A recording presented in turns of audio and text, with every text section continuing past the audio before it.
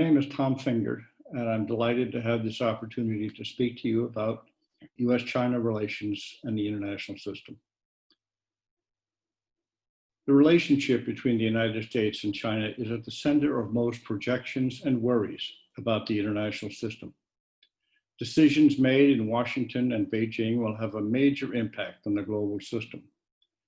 But developments in that larger system will constrain and shape the options and actions of both the U.S. and the PRC. Many countries see U.S.-PRC rivalry as inevitable, and they welcome a degree of friction because it creates opportunities they can exploit.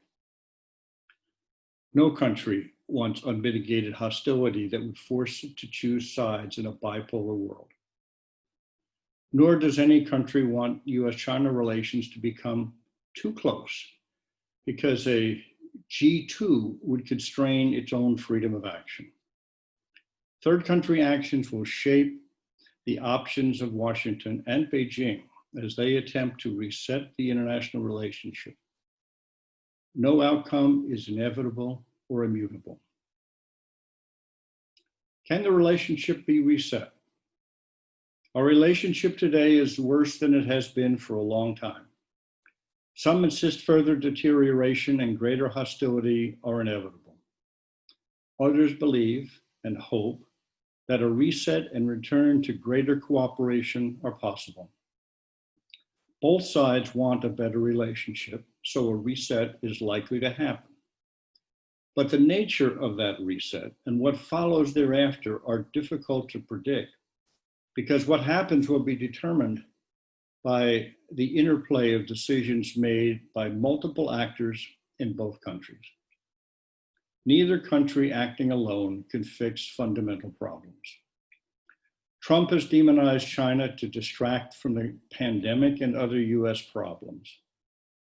Biden has rejected demonization, but affirmed the need to address long festering bilateral issues. But campaign rhetoric is a poor predictor of post-election foreign policy. If Trump is reelected, he would seek to reset the relationship. He is less anti-China than others in his administration. But his approach would be very different than that of a Biden administration. Both would seek better relations, but neither would seek to restore the highly asymmetric relationship that developed under conditions that no longer exist. Both would seek changes in Chinese behavior affecting US interests. Both would demand greater reciprocity. Trump would act unilaterally, Biden would act multilaterally. Biden's approach would be better for the United States and the international system. We have decoupling or renewed engagement. Decoupling is an unhelpful concept, an undesirable goal, and an unlikely policy outcome. Globalization creates interdependencies, and the pandemic has underscored the perils of overconcentration and single point of failure vulnerabilities. Every player that can do so will seek to limit risk through diversification.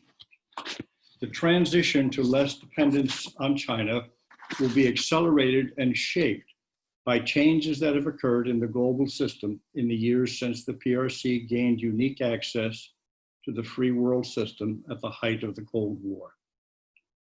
Dozens of countries now seek to follow China's growth path by opening their markets in exchange for places in global production and supply chains. Companies and other international actors will respond to perceived opportunities in and beyond China. Economic and other calculations will be more important than political rhetoric about decoupling from China. What Beijing does to address the legitimate concerns of private actor participants will be a more important determinant of what happens than will decisions made in Washington. Trump and Biden would adopt different approaches to what I will call engagement 2.0. Biden would seek to reinvigorate and update traditional U.S. engagement policies designed to mitigate risk by reliance on a rules-based order that facilitates integration and interdependence. Trump, like China, would pursue greater economic nationalism. The approach adopted by the next U.S. administration will matter, but it will have less effect on the type and extent of engagement and/or decoupling than will decisions made in Beijing.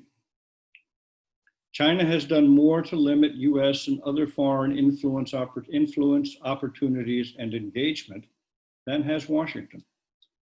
If Beijing continues to do so, a Trump or a Biden administration would move toward imposition of similar constraints. So what type of relationship should we anticipate? The U.S. has long been central to Chinese foreign policy, but until very recently, China has seldom played a similar role in U.S. policymaking. Administrations from George H.W. Bush through Obama tried but failed to develop a workable replacement for the grand strategy developed to counter the Soviet Union. Trump has attacked key elements of the Cold War strategy, even as he has attempted to substitute China for the Soviet Union as the central focus of American policy. Pieces of his back to the future approach make sense, but many others are inappropriate and unworkable. Few want a Cold War 2.0 strategy, but designing an overarching framework has proven to be difficult. Challenges include building consensus on the proper U.S. role in maintaining the rules-based order, adjusting burden sharing responsibilities in alliances and partnerships, modifying Cold War policies that granted greater access to U.S. markets and other resources than was demanded of allies and partners, and restructuring domestic policies developed in the Cold War context. China will be a central but not the only consideration as the next administration grapples with these challenges. Friction in U.S.-China relations will remain too important to ignore, but is unlikely to dominate policymaking in either country because both face daunting domestic challenges. The foreign policies of both will be formulated to facilitate achievement of domestic objectives. This reality will limit the rate and extent of disengagement, and it could contribute to a more positive relationship.